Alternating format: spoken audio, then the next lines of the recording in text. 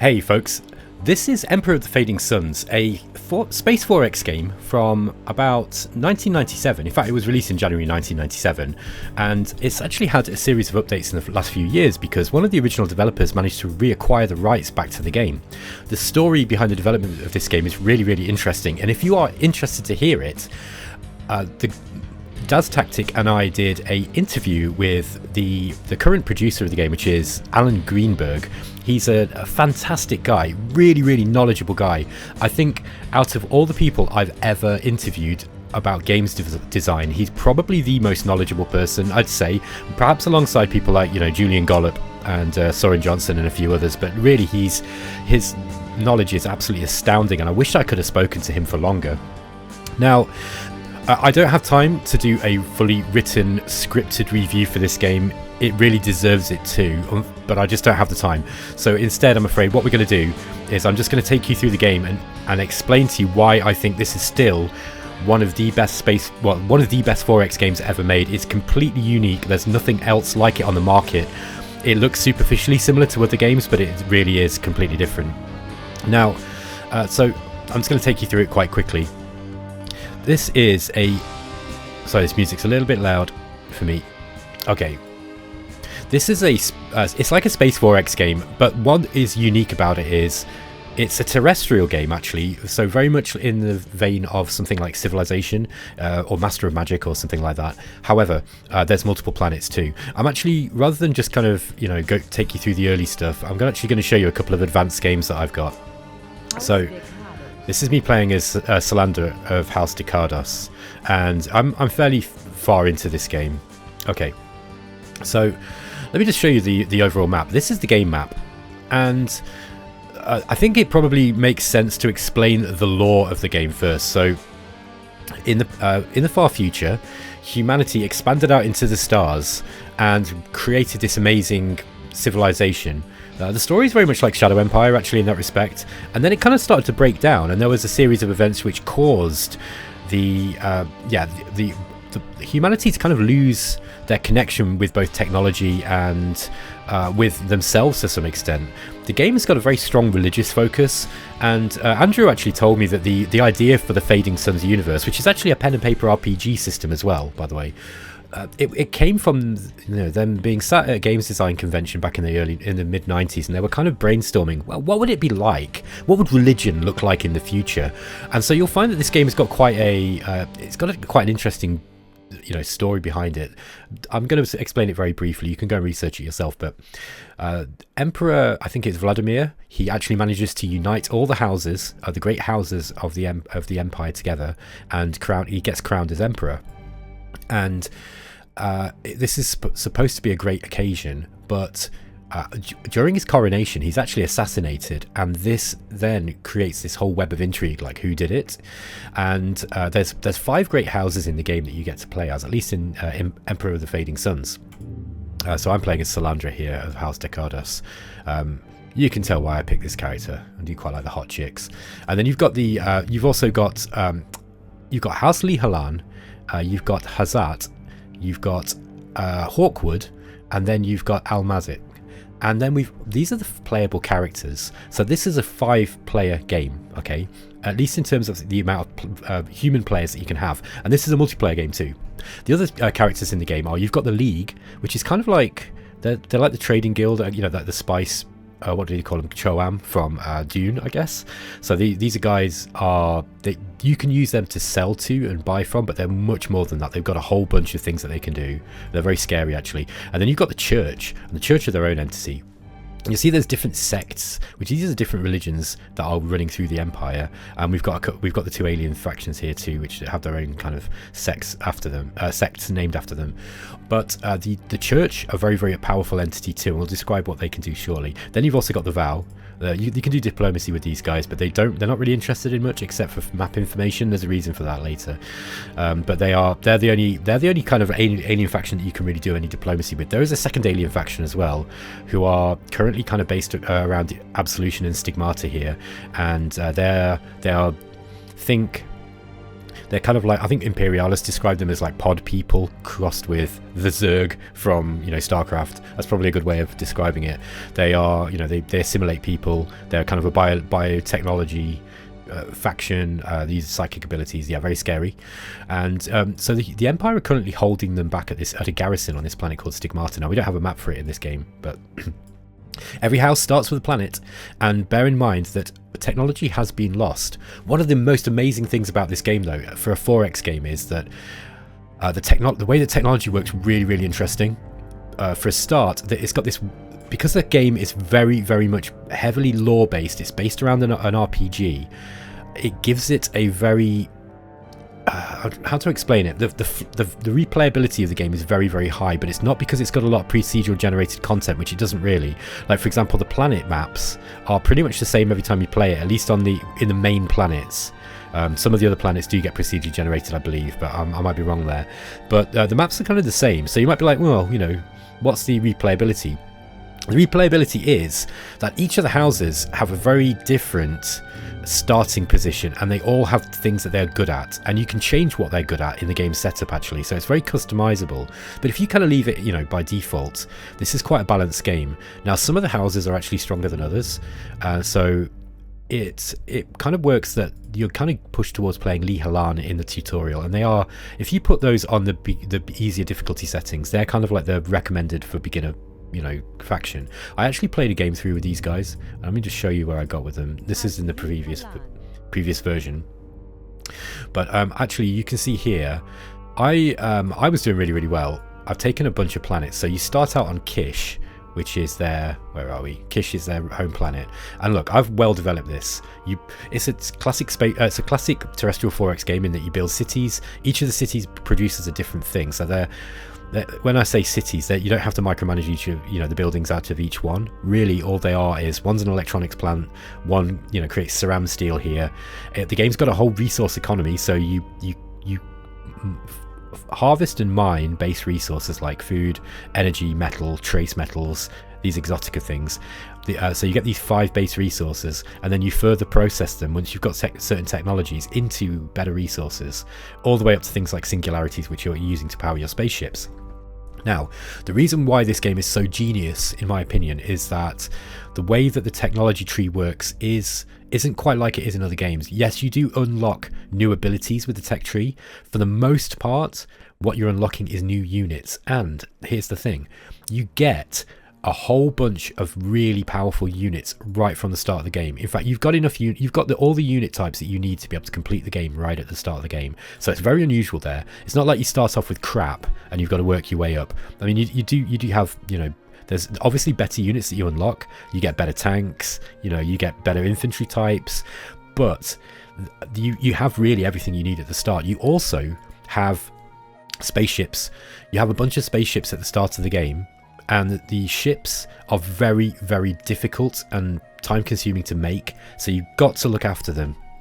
Any engagement or war that you make with another house, or with, sorry, I got the tutorials here, any engagement that you have with another house, or with, you know, any of the other factions in the game that involves space battles, you've got to be really careful, because if you lose ships, it's pretty bad until the end of the game. Well, I'm kind of in the sort of end game here, or mid-end game, I guess, and I'm actually able to build singularities, look, and that means I can actually reliably build ships. They're still very expensive, and the economy that you need to do so is quite intense.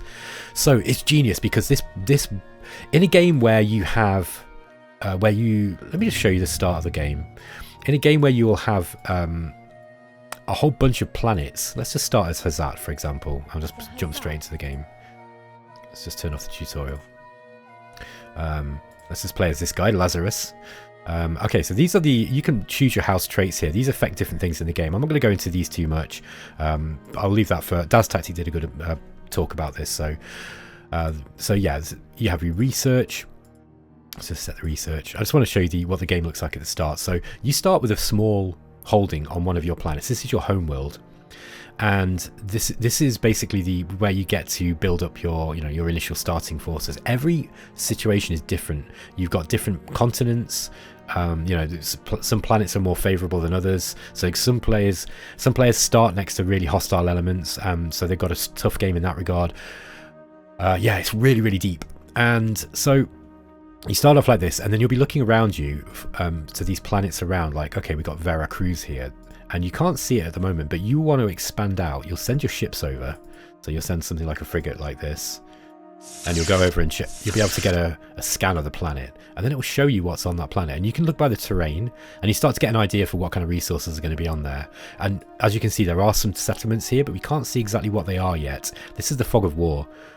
So anyway, it's very, very interesting, and in order for a game like this where you've got quite a lot of planets, and look, you can colonize, you can heavily colonize and terraform, well, not terraform, but you can heavily populate these planets, each one, and it's not a huge map, look, but it's quite a big map. Each of these planet maps is pretty big. It's like a small game of Civilization on each one. Do you know what I mean? And you've got, look how many planets there are in a base game. So in order to stop snowballing, I think the way that they've done it, and it's very lore friendly as well, is rather than arbitrarily cap the player in some way of saying, oh, you can only have 3 planets at once, which is a really lazy, crappy way of doing things. What they've done is they've made it so that ships are your sort of like limiting factor at the start of the game. You can only transport a few units around, and once you bump the difficulty up a little bit, some of these neutrally held places are quite difficult to take. So until you start getting the ability to actually create your own ships, or you can acquire them some other way, and there are other ways to acquire ships in the game, that is your natural limiter on snowballing.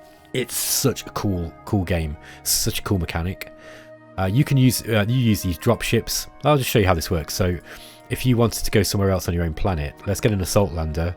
We're going to land it on the palace here, look. Oh, sorry. I'll just grab the assault lander. This one. Click on a hex to land. So we're just going to land it on our palace here. And then what we would do is we'd jump in here, and then we'd just grab a couple of units that we want to put into the assault lander. Let's say we get a noble unit because they're quite strong in combat. There's some more about those in a minute. We'll grab one of these guys. And then you take them back into the orbit. And he's still got 1 movement point left, which means that we can re-land again. So let's say we wanted to go and jump down here. Oh, well, what do we got here? We got a mine. Okay. We got a couple of militia legions and an anti-tank. That's going to be too much for us to be able to take on here. But yeah, I'm going to actually do this. I'm going to show you the combat very quickly. My only gripe about this game is there's no detailed combat log of what's going on in combat. So let's just see if we can win. I don't think we'll win this battle, by the way. Although we have got a noble, which gives us a combat bonus. So let's move these guys in. And you can pick a strategy which actually changes how it fights. Okay, so we won without losing anything. That was pretty good. Now we did have a noble, which is a strong combat unit, and they give you overall bonuses. The way that combat works is there's a bunch of phases, like long range phase, close in phase, melee phase, bombardment, air stuff, and the way that it calculates it is that certain units are better at attacking certain units in certain ranks. This is designed deliberately, so we captured the city now. We got a mine, so this is nice. The reason why you want to be you want to be putting together combined arms forces. The game is designed for that. So generally the most optimal way to play, if you're not super min-maxing things, is to make sure you've got a few artillery units, you've got some infantry to take the frontline combat attacks, you've got some tanks that are armoured that are going to be able to do some more damage, you've got aircraft in there. This game's got naval combat, by the way. You can build ships, and you can do naval invasions, which you will need to do, because if you land on an enemy planet, then you'll often make a beachhead on a certain island, and you'll have to get over here, and you can't just use your drop ships like I just used here, because the enemy's got orbital defenses which will shoot your ships down. So for example, we've got a couple of these missile launches here, look, where are the PTS missiles. So yeah, you will actually have to find a safe place to land where they've not got any missile cover, and then you got to bring a load of boats. You can drop them down in your ships, or you can take over a build your own city and then make a factory of some kind, and then you can start building your own boats to go and actually do a naval invasion. There's carriers in it, aircraft. This game is super high scope. Okay, so what else is good about this game, and how else is it an excellent game compared to other Space 4X? Well, the first thing is the lore of the game. The lore of the game gives it a very unique set of rules. So for example, I told you about, we've got the League, the Church, and the Vow here, and then we've got the Symbiote, which are another faction. There is kind of like events that crack off at certain times. I'm not going to spoil them so that, you know, when you play them, you get to see it. But basically, you know, the symbiotes can break out of Absolution and Stigmata. There's a garrison here on Stigmata, and one of the Empire's roles is that there's a garrison here at Stigmata. Now, this leads us into being able to talk about why the game's victory condition, the gameplay all cascades down from that, very much like in Master of Orion, the original. Master of Orion 1 is a genius game because that single victory condition of being voted in drives all of the gameplay. You have to be aware of the diplomacy, you've got to play it. It's not too easy to cheese, at least in Remnants of the Precursors, the sort of the better remake. And it's just a really, really tight game. Now, Emperor of the Fading Suns is very much like this. Every faction in the game, all of these guys, apart from the Vow, so the 5 main factions, then the League and the Church, they all have 5 scepters. I'll show you the scepters now. The scepters allow you, where are we? They'll be stored at your palace. These are the scepters, and the scepters give you a vote, okay? And while you hold a scepter, for every scepter you hold, you get 1 vote. There's a vote I think it's every 5 or 10 years, and that will determine. It's a vote to become the Imperial Regent. Remember, there's no Emperor at the moment. The Emperor seat is vacant. So there's a Regent that is voted for amongst all the great houses and the Trade Guild and the Church. And the Regent gets to decide who controls the Imperial fleet, which is a big fleet of ships. They get to control the Imperial Eye, and every planet, look, has this fort here. Every main planet will have an Imperial Eye of presence. The Imperial Eye is basically a kind of a shadow, you know, like the espionage faction or the secret service, secret police. They've got an armed force on every main world. So Hawkwood's planet of Delphi here, they'll have it on Hazat's planet of Aragon, Kish for the Kish for the Lihalan. It's Ishkar for the Al-Malik, and then we've got Severus for the Decados, right? All of these guys, if you get control of this position, you can use those forces, and they've got spies and things as well. You can use those forces on those planets for your nefarious deeds. Okay, so I was talking about the victory condition, right? So you can vote in the Imperial Regent, and the Regent gets to set who has the Imperial Fleet, the Imperial Eye, or the Stigmata, and you can assign that to whoever you want. So because you get equal votes at the start of the game, you're going to have to be playing diplomacy. Let's talk to Celestra here, and I'll show you the sort of things you can do. I can say to her, all right, and it'll show you how many scepters each one has got.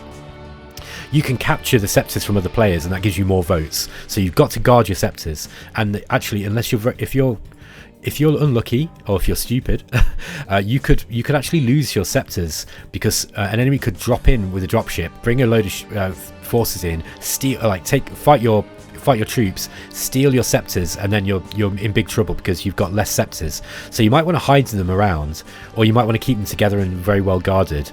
You've also got a limited amount of nobles as well. These noble units. If you lose all your nobles, you're kind of in trouble, because I think you lose the game. But at least you have to have one of your nobles on Byzantium. Where are we? Byzantium 2, this is the administrative planet where the Imperial Palace is. Here's the Imperial Palace, look, and every faction, Lihalan, Decados, etc., they've got a force on here. You cannot wage war on Byzantium 2, at least until you try to make a play for being, if you're the Regent, you try to make a play for being the Emperor, so that no warfare can take place except with spies and assassins. So you've got this kind of you've got this noble, and you can only vote if you've got a noble on Byzantium. So this is, you get all your strong units, by the way, all your best units start on here. So you've got a choice at the beginning of the game. Like, you take these armored legions, which you don't really have any of. You won't get these until later in the game, because they're locked behind some research. Do you take these guys off the planet, knowing that your noble is going to be weakened by doing so, or do you leave them here so you're guarding them? But enemies can only attack with these special assassin units, and there's a number of them. There's a spy, an assassin, there's this kind of a doppelganger as well, like a sort of genetic mutant thing that can hide, you can pretend to be other people, a bit like the face dancers in I think they're called face dancers, aren't they, in Warhammer, or was it in Dune? I forget, they're in both actually, but anyway. So yeah, Byzantium, this is a really interesting place. Andrew in the podcast actually mentioned that if you've got a force, right, let's say you've been fighting out in one of the other planets and you're being chased down by the enemy, they're trying to destroy your force, you can actually land on Byzantium and nobody can attack you here. Just be aware that, you know, you are always open to attack from the special forces kind of units that can do the sneaky attacks. So yeah, this is why this game is so unique. It's not just a standard 4X where, you know, you get a blank, you like the, you know, the tabula rasa, you get the blank slate of a planet and then you build it up however you want with a procedurally generated universe. No, this is totally different. At least in the historical mode, you always get the same planet layout and they're all in the same place. It's very cleverly designed so that each of the houses gives you a different difficulty. Lihalan's easiest, the Al Malik are the most difficult probably, and you know the others are varying difficulties. So, but you can actually heavily customize how the game works in the sense of the difficulty. So let's go to the historical. Let's just say that we're playing as Hawkwood this time, and I'll go into next. You can select the difficulty level for each player. So if you know, for example, that Al Malik are a weaker faction, well, they've got a bit of a rougher start, you can make them a little bit stronger. That will give them more abilities. Oh, sorry, you can make them a little bit stronger by putting them on an easy difficulty. If let's say Lihalan, you know that they're a strong faction, right? You can make the difficulty a little bit higher. Then you can set them, you know, kind of however you want. Let's say we're playing Hawkwood. I want the game to be sort of, I want to have less abilities, less bonuses. I might put myself on average. I want Decados to be a little bit stronger. I want Al Malik to be a lot stronger. Hazat about the same, and Lihalan, let's have a bit of a a penalty. Now there's other things that you can do to change the difficulty too, like the plague's really kind of difficult to deal with. Rebellions are, you know, can be tough. You've got the universal warehouse. The game's got a full resource economy, as I explained, but universal warehouse means that you've got access to all of your resources anywhere at any time. If you turn that off, you've got to transport food and metals and other things to each planet if you want to build stuff or feed people on there. I highly recommend, if you're an expert 4X player, to turn this off. It's really good fun. Now the AI, I'm not sure if it uses those same rules, but at least any human players in the game will. So if you're playing a multiplayer game with a bunch of people who, you know, are really into 4X games, you know, they play Dominions or Shadow Empire and they're good at it, I highly recommend you turn Universal Warehouse off, because it allows you to do supply raids on your enemy. If you know where their supplies are, you hit them, you take them out, the enemy starves, and it just adds a whole new dimension. Just be aware that there's a lot more management in the game. You will have to manually move, you'll have to manually send transports around with your supplies. So there you go. This is a wonderful, wonderful game. So yeah, I was talking about the... Let's just go. Oh, by the way, there's a load of mods as well. I'm not going to talk about those. I think Daz covered those pretty well. So go and check Daz Tactics video. Let's just load my other game. I'll load the game with Lihalan because I want to show you a more advanced game that I played on a slightly easier difficulty setting. One downside to the game for some people, apart from the fact that the game's a little bit old and it's got right click select, left click move, which is a bit back in the 90s that was normal, by the way. It wasn't standard, but it was normal. There was a lot of games like that. It wasn't really until until the RTS games when they really started doing the left click select, right click move thing. However, you will be managing a lot of units, okay, towards the end of the game. So if you're the sort of player who really does not like, if you really don't like having to control a lot of stuff, I'd say this game might be a little bit much for you. What I would say is though that, because there's no automation, and that's a good thing. You are going to love playing this. If you like this kind of game, you're going to love it. All of your, there is a lot to manage, but the strategy as a result of it is so deep, because you've got to be paying attention. You've got to scout the enemy. This is an invasion, by the way. I'm Lihalan here, and I'm invading Severus. And as you can see, I've made a beachhead on this northwestern continent, and they've got a whole bunch of their industry here, and I'm wrecking them because they've got a load of factories and labs and stuff, so they can build units from here. But I actually managed to get a beachhead just down here. I took one of their mines, and then I moved in and started building my own stuff. So I think I built a fort. I don't know if they had these up here. And yeah, I landed here with, a few drop ships of ships.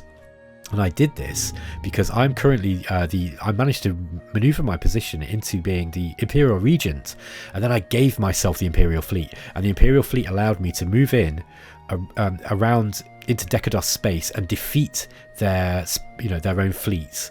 And once I defeated their fleets, they had no way to stop me just getting into their home planet here. Now they had a lot of I think they've got shield generators somewhere. I can't remember where. This is their main. This is where their main stuff is, right there. This is where their shield generator is. Shield generator will hide their palace. It will stop it from being bombarded from orbit by the planetary ships.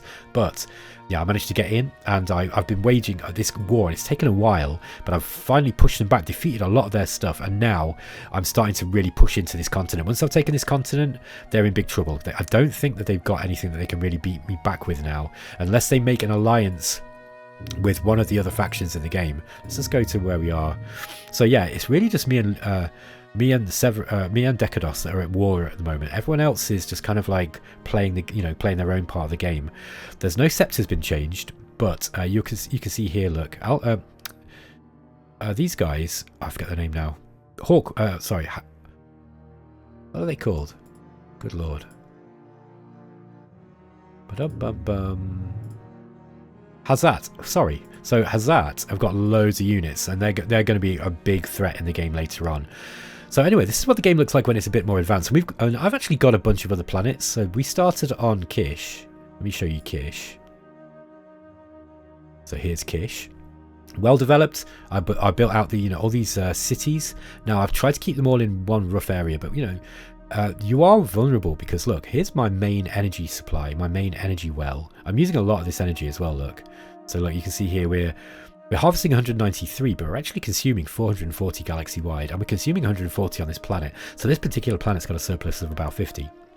And if an enemy drops down and takes this well, you're kind of in trouble because the energy is used to produce pretty much all the other resources. So you need it for chemicals, you need it to produce the biochems, which you use these in creating kind of like some of the stronger biological based units that you get. It's used in wetware, which is for your cyborg units that you'll get eventually. It's kind of used in everything. You use it for all your tanks. Your best tanks come from serum steel, and aircraft and stuff. And then you'll eventually use it to get the monopoles for the singularities. And you need the singularities to build new ships. So you see how it works. This is a super dense, quite complex strategy game. Just to address some of the complaints I've seen from people in the past, for over the years when I've been doing some research on the game. Some people felt it was a bit over complex. I don't think it's an over complex game. It's not as mechanically complex as something like Dominions or Shadow Empire. It's more like, yeah, it's just the reason why it's quite dense gameplay wise is because there's a lot going on. It's not just the 4X strategy side of things where you've got to colonize these planets, plan invasions, often with resources involved. Hey look, they've dropped some ships down here threatening my farm, so that's very interesting. So it's not just that, you've got to manage the diplomacy, and the diplomacy is not just tacked on like it is in most games. For example, I want to say to these guys, I want you to give me the votes at the next election, give me all your votes. And they don't like to do this because they want to be the regent, right? But if you can convince them by maybe giving them some technology that they want, like wetware or something really, really powerful, they might well, go for it. Like, okay, well, we don't have that technology. You could give them maps of planets that you've mapped. Other people, so if they're at war with someone else, they'll pay for maps. You can get declarations of war, a lot of the typical 4X stuff. Or you can say, I'm going to give you a ministry, and if you vote for me, I'll let you have the Imperial fleet. So, hold on a minute, that's the wrong way around. So I'll say I'll give you wetware, and if I get the regency, I will make you the fleet commander, and you're promising to do that as well, right? Now, I forget if that's hard coded in or not. I think it is. You can also threaten them as well.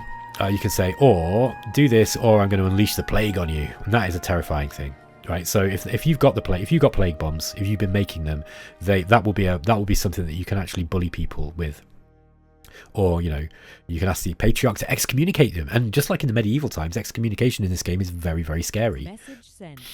So yeah, there's loads of stuff you can do. You can get the church or the trade league to, blacklist them. Now in the early game particularly, before you get your economy up, you're going to be relying on the trade league, because each planet, each house will have their own set of benefits. Like for example, I'm playing as Decados at the moment, and they start on a swamp planet. It's really easy for them to get these exotica. Okay, so you're going to be building loads of chemicals and biochems, and you can sell exotica chemicals and biochems to the trade guild, to the league, sorry, and the league will give you money. The thing is though, the more money you give to the league, they build up this war chest, and eventually when they've got enough money, well, I'm not going to spoil it, but let's just say that they've got some abilities that they can bring out, and if they're not happy with what's going on in the universe, they're going to fix it. Also, technology is handled in a really unusual way in this game. So if we let's go to our home planet of Kish, just to show you what's going on here. Here's a lab. Each lab will research a different technology. Okay, once the technologies are actually researched, they stay in your database, and the database, each of your technologies is physically stored in a lab. And what this means is that if the enemy takes your lab, you lose your techs, you lose access to all that stuff, because this is a world where technology is venerated very much like it is in Warhammer, the Warhammer 40k universe. And it's the church, there's a religious, kind of fear of technology, and you'll see if you go into the tech tree stuff, basically this is all lore stuff telling you about, it gives you a hint of what the tech does. Now it doesn't tell you exactly what the tech does, you got to work that out for yourself, and that's part of the gameplay of this game. The developer did admit that he felt that maybe they should have put a little bit more kind of information about what each thing does, but really just play the game. This is very unusual in a 4X game, in the sense that it's an RPG as well. This game feels like an RPG as you're playing. So it's not just about min-maxing to win the game, right? You are also kind of role-playing, because you're playing this epic Dune-style drama between these great houses, with these threatening aliens, that are just on the peripheral of everything, ready to end the world, or end the galaxy whenever they want to, really. And so you're going to be it's a very role-playing based game. Like, you're not always going to be, some of the technologies are going to be giving you interesting weaponry, let's say. Like for example, this is all the sort of the biological based stuff, right? And the weapon systems that they give you are unique, without a doubt. They give you a unique gameplay advantage, but often you're building this stuff as much for what the flavor of the game, what you really want to go for. Like, okay, well, we're starting as Decados, we've got a bit of an advantage in biological technology, so let's lean into that. Let's go for the plague stuff. Let's go for the genetically engineered super soldiers. I think we've got some of those. I might be able to show you. Let's just go to find a fort where we can build forts, where we build infantry type units. So there, you can build all sorts of cool stuff. Like, yeah, we got the Zil war beasts. These are kind of like mutant creature that you can build. Eventually, you can get the genetic warrior legion. Look at these super soldiers. This guy's been getting his gains on, and he didn't skip leg day either. And as you can see, but they've got really, really strong abilities. And the game's got it's got camouflage, so it's got a stealth mechanic. So you're going to have to be using scout units to be able to find enemies on the map. The combat simulation is just as detailed as the diplomacy. Nothing in this game is there for the sake of it. It's all there to support this one goal of becoming the emperor. Okay, and as I said, when you've been the regent for a while, you're able to declare yourself emperor, and you can go, I declare myself emperor. And it says, are you sure you want to lay a claim to the emperor's crown? What will happen is everybody will then declare war on you to try to stop you. And you've got to be powerful. You've got to be able to stop all their attacks that will come to you on Byzantium too. So you've got to basically have, once you try to declare yourself emperor, on the emperor's homeworld here, you will gain control of this, and at that point, all the other forces can start to come in and try to stop you. And if you hold on to that position for long enough, you win the game. So, as you can see, you've got to make friends, because at some point you're not going to be the regent, and your opponents are going to have these very powerful abilities that come from these posts. So you've got to make friends with some people. You can't, like, I think there are ways you can just fight everyone, but especially on the easier difficulty settings, I think. And there are ways that you can rush and win the game quite quickly, apparently, if you really want to play like that. But it really encourages you to lean into the lore. Go read all by the way, the writing is amazing. Let me just read some of this stuff. The Pancreator is a beneficent god, yet we must be worthy of the tasks set before us, and to this end he tests us, that we may grow strong and capable. I have already averred that the vow represents a test of our faith and will. Now the Pancreator tests our bodies and courage with the hell hordes known as the symbiotes of Chernobog. Embodying the worst aspects of predator and parasite, disease and madness, malignant evil and ravenous hunger, these monsters howl at our jump gates as if the shadow outside had incarnated itself tangibly.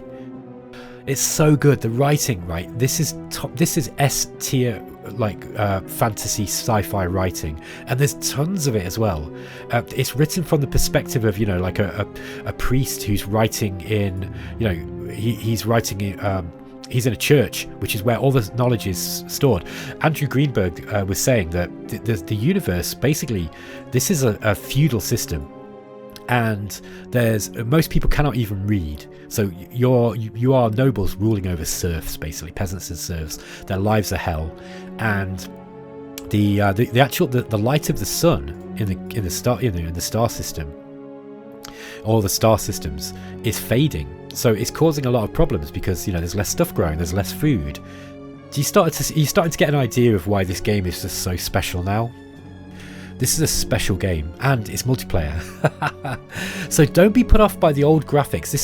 The Steam version, actually, the graphics are sharper and more you know, they are a higher resolution. They look like they've been upscaled, basically, from the original. The music in the game is really, really good. It's actually got pretty decent 3D graphics. Like, for anybody who knows anything about old games, right, 3D graphics in the 90s absolutely sucked. This is really rare to have a game that mixes great 2D art and actually has 3D art that is somehow aged quite well. You go and compare it to something like Wizardry 8. That game has not aged well, and you'll see what I mean. So yeah, just everything about this game was super high quality. Andrew goes into detail of what happened with the development of the game and how it was originally supposed to be released by Microprose, but Microprose got bought out by Spectrum Holobyte, and then they canned a load of projects, and this was one of them, unfortunately. So it eventually got picked up by SegaSoft, which was Sega making a break into the PC game market, and they didn't last very long, sadly. And I think they shut down before they even got those last royalty checks. So yeah, it was a bit of a it was a successful game, actually. It sold quite well. I think the first print run completely sold out, but then the publisher went down, so it never really got the full exposure. And it's one of those games that's been kept alive by the modding scene, because the original game was probably, I'd say, one of the complaints about it was that computers at the time struggled to keep up with the amount of cities and entities that the game eventually builds, you know, because it's a big game. There's multiple planets. Once you've got 3 or 4 or 5 planets all, you know, built up, and you've got lots of cities and loads of units and, you know, loads of resources all moving around, the game kind of started slowing down for a lot of people. You don't get that problem on modern computers, and the engine has been rebuilt. So the mods that were created in order to take the strain off the AI, to make the AI be able to play better, are no longer necessary. And that is wonderful in a sense, because those modders are still going to be able to make their mods around this game, but now it's not going to be there. They're not there basically to help the game play better. They've opened the game up to modders so that they can just create new content. And I'd be remiss if I didn't show a little bit of that before we go. So let's go to start new, and we're going to go to custom. Random, by the way, just creates a massive map. Let's just look at this just quickly. Random just creates a randomly generated map. Okay, let's just quickly start. You only start with one lab. Okay. So look, you see how the map's different this time. So here's Aragon, whereas it was over this side before. There's Ishkar. Holy Terror is right in the centre, right next to Severus. That's so as you can see, it really unbalances the game. As you can see, look, Hawkwood and Decados here have started right close to Holy Terror, which is where the church are based. Where's Stigmata here? Oh, there's Chernobog. So look, Chernobog's on the map. They're right next to Leagueheim, which is where the Trade League are. So this is going to be interesting, because the symbiotes are actually right close to the Trade League here this time. Now here's Byzantium 2. Yeah, looks like Aragon and Ishtar are quite close to Byzantium 2 here. So is Kish as well. So this is going to really throw the game out in a big way. So yeah, you're going to get some interesting stuff if you play the game in this, you know, with this procedurally generated way.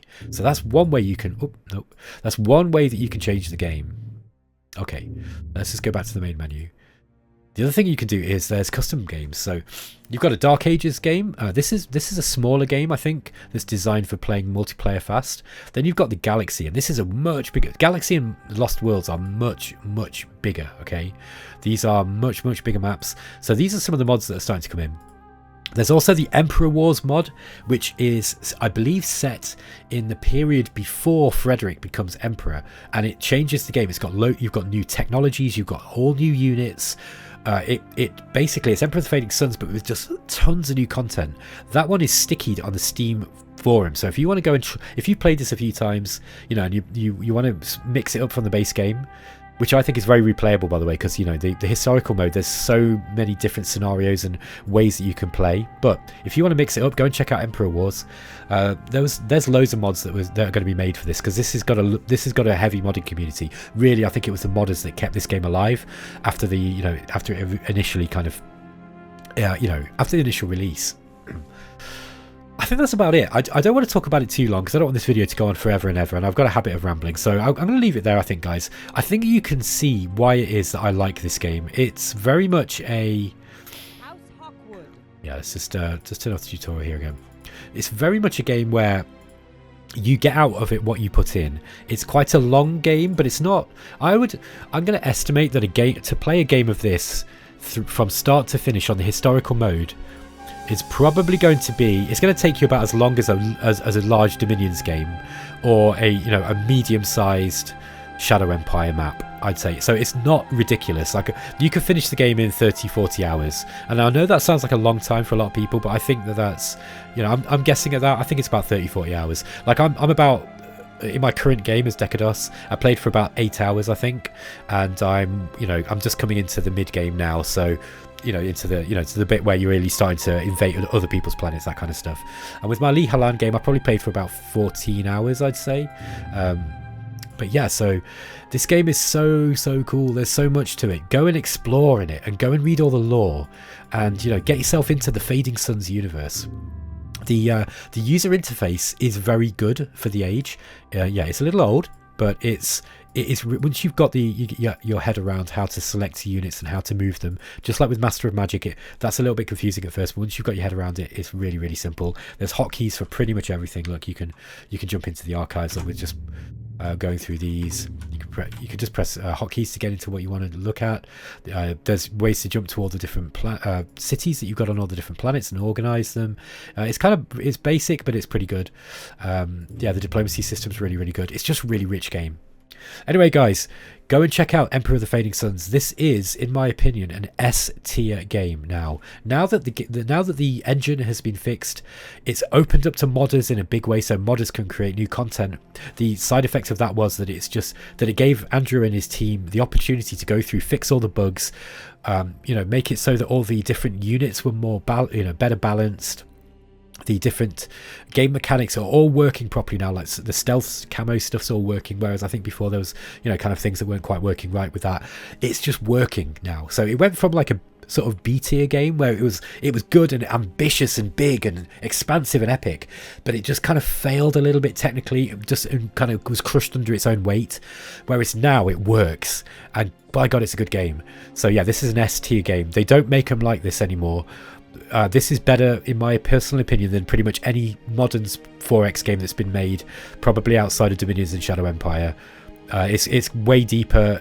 It's got more meaningful gameplay. It's not overly complex, even though it might look it on first glance. When you start, if you can play this game for an hour, you'll be hooked, because you'll start to see, oh, I got that planet down, and that's creating, that planet's now creating this new resource. Well, oh, I'm gonna have to build another resource. Well, where shall I put it?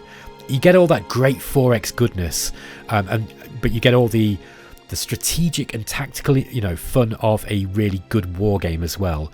Plus this great grand strategy side to it, where you're vying for position or jostling for position to try and win the game. Remember, you got to keep your scepters. Don't lose your scepters. If you lose your scepters, you're going to lose the game. So hide them around. Make sure you don't put them all on one planet, because if your home world falls, you lose all your scepters, you're in big trouble, right? So yeah, anyway guys, that is it. Thanks for watching. I hope you've enjoyed this quick review. It was a little bit scatterbrained, I'm afraid, as just the way that I am. My brain circles around topics, but I hope that I got across just some of why this game is such a such a well designed and wonderful game, and you've got to go and play it. And it's like $10 on Steam. There's $10 on Steam. It'll be updated on GOG soon, I think, as well. So if you prefer GOG, wait for the GOG version to be updated and then go and check that out. Thanks guys, take care, I'll catch you next time.